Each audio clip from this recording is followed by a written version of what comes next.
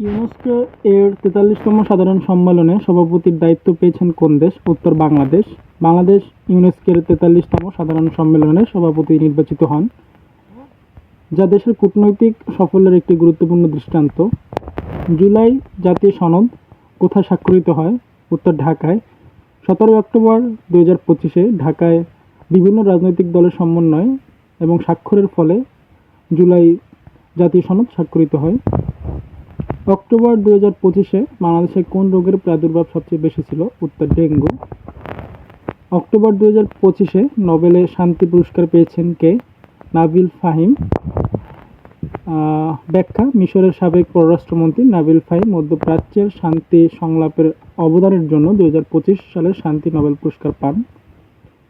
২০২৫ ICC champions trophy কোন দেশে অনুষ্ঠিত হবে? উত্তর পাকিস্তান। ২০২৫ আইসিসি চ্যাম্পিয়ন্স ট্রফি আয়োজনের দায়িত্ব পেয়েছেন পাকিস্তান। দেশটির জন্য ২৯ বছর পর কোনো বড় টুর্নামেন্টের আয়োজনের সুযোগ এটি। ওয়ার্ল্ড ইকোনমিক ফোরাম ২০২৫ সালে কোথায় অনুষ্ঠিত হয়েছে? দাভোস। সুইজারল্যান্ডের দাভোস ২০২৫ সালের ওয়ার্ল্ড ইকোনমিক ফোরাম অনুষ্ঠিত হয়, যেখানে এআই এবং গ্লোবাল ইকোনমি ছিল মূল থিম।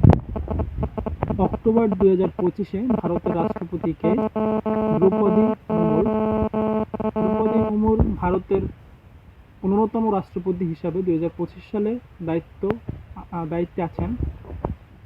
২০২৫ সালে বাংলাদেশের অর্থমন্ত্রী কে?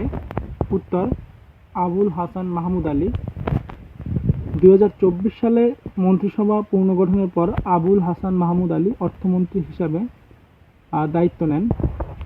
২০২৫ সালে নোবেল সাহিত্যে পুরস্কার পেয়েছেন কোন লেখক? Haruki Murakami. জাপানের লেখক হারুকি মুরাকামি তার সাহিত্যের অবদানের জন্য ২০২৫ সালে নোবেল পুরস্কার পান। ২০২৫ সালের অক্টোবর মাসে কোন মহাকাশ সংস্থা আর্টেমিস ৩ মিশনের প্রস্তুতি ঘোষণা করেন? উত্তর নাসা। নাসা ঘোষণা দেয় যে ২০২৬ সালে আর্টেমিস ৩ মিশনের মধ্যে চাঁদের পুনরায় মানুষ পাঠানোর পরিকল্পনা সম্পূর্ণ প্রস্তুত।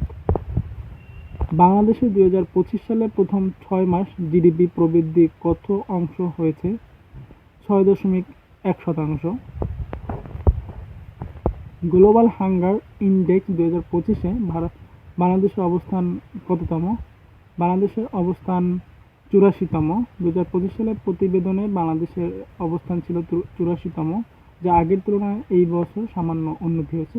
এই ছিল আজকের আয়োজন। আসসালামু আলাইকুম।